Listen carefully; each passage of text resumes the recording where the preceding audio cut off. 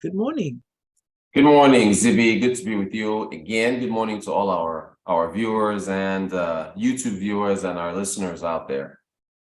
All right, so we're talking about cash shortages and how they've hit businesses in the past month in February.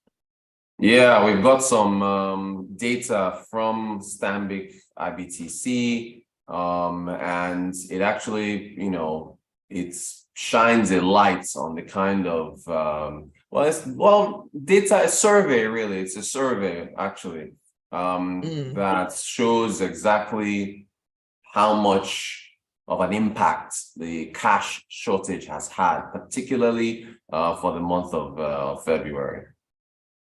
All right, so let's get into this report on cash shortages. Can you explain it in detail, please? Yeah, so what it is, it's a purchasing managers index. It's Stanbic IBTC's PMI. And it's basically from responses to questionnaires that are sent to purchasing managers in a panel of, I think, around 400 private sector companies.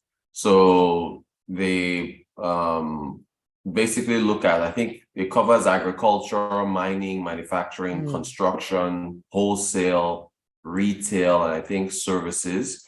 And the responses are collected. This particular survey was done between February the 10th and I think February the 24th.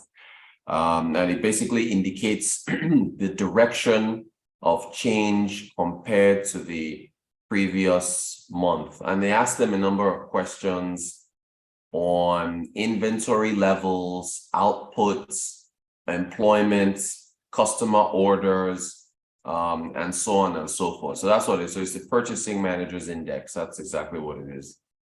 Okay, so how long has Stanbic IBTC actually been working on this survey, and how accurate is it though? They've been doing this now for I think about 9 years. It was January of 2014 is when they first started collecting data, and it's pretty accurate. I mean, it's they talk to a number of these businesses and try to find out exactly how conditions are. So it's a relatively accurate. And I think if you look at the cash crunch that we've had, I think the survey accurately tells us how much it impacted businesses because they're talking directly to the businesses and they're going through the surveys that they fill out. All right. Could you explain this 50-point threshold and what exactly it means for business activity?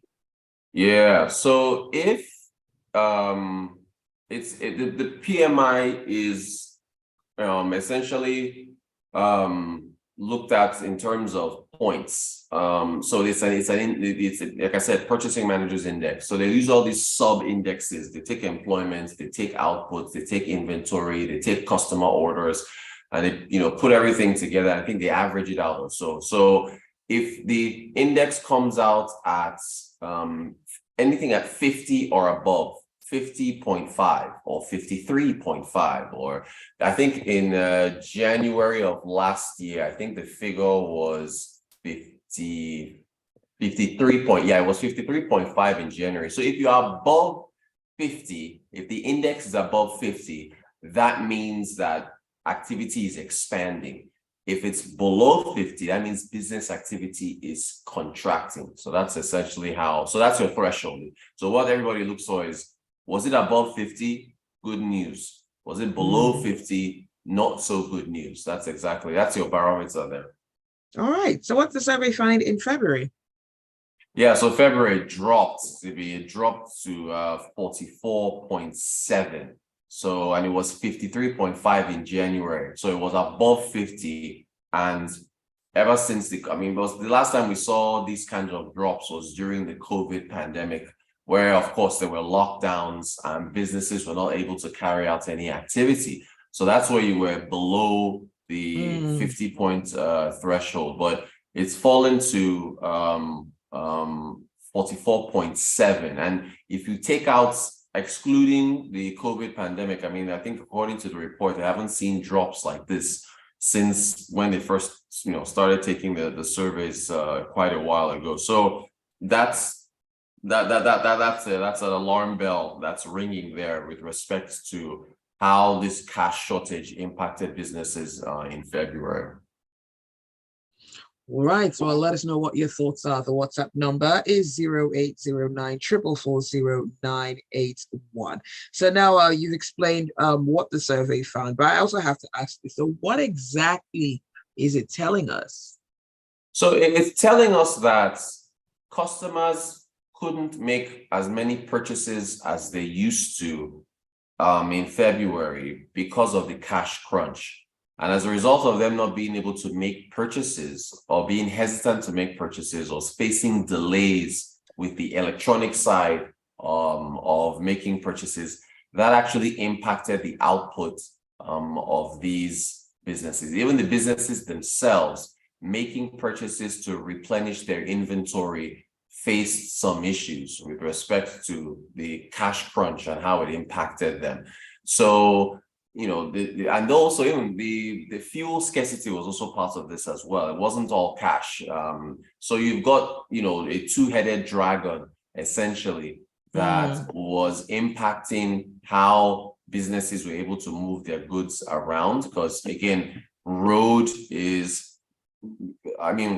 accounts for 95, 96, it's in the upper 90s with respect to how goods are transported around the country, particularly for Lagos as the commercial capital. So you're essentially seeing what the survey is telling us is that between the cash shortage and the fuel scarcity, and by the way, the fuel scarcity also added to price pressures for these businesses because things were, you know, prices were going up as a result of, you know, having to pay more to access fuel that would, you know, allow for vehicular activity to transport goods up and down. So it's a double header there, twin-headed dragon. That's essentially what the survey is saying. Okay. Interesting. Does this mean that when it comes to GDP, we'll see some impact on this, at least for the first quarter of the year? Yeah, so your first quarter, of course, is January through March. And, you know, the cash deadline was January the 31st. At least that first deadline before was now extended to February 10th, and then the extra 10 days to the 17th. But then we started feeling that whole cash issues from pretty much the beginning of February. So there's going to be, I foresee a dip there when you add in the fuel scarcity issues.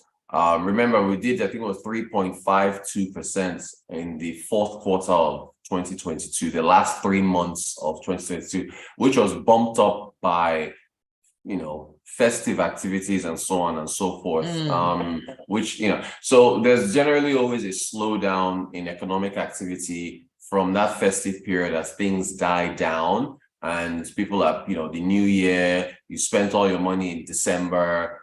January is generally pretty low.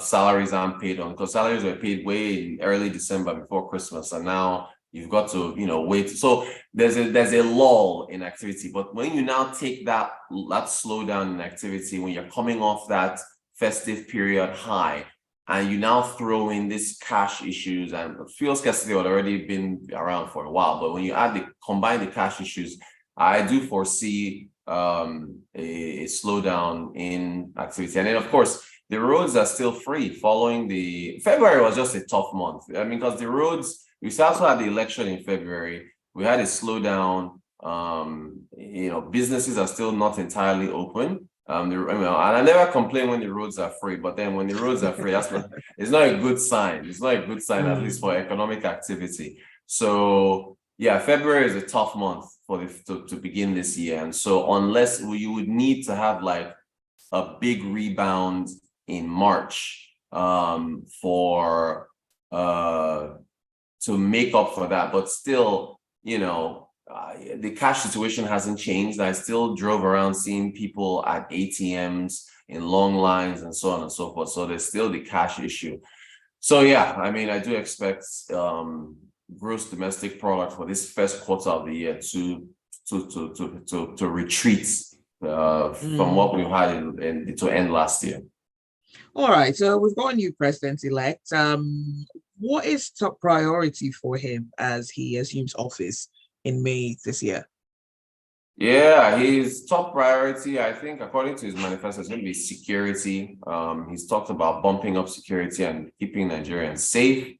And then there's, of course, the issue, the economic matters when it comes to power, uh, that's electricity, infrastructure. But top priority is going to be security. He's got to do something about the security situation, and we have to see that that's not going to be an issue going forward. But he's got a number of things on his plate. The subsidy, fuel subsidies. Will he have the courage to remove them? And if he removes the subsidies at once, the reflection in petrol prices. But of course, there'll be supply. We won't have any more fuel scarcity going forward. But it's how he handles that. That's his big test. Right. So how important is it though that he announces his cabinet ASAP?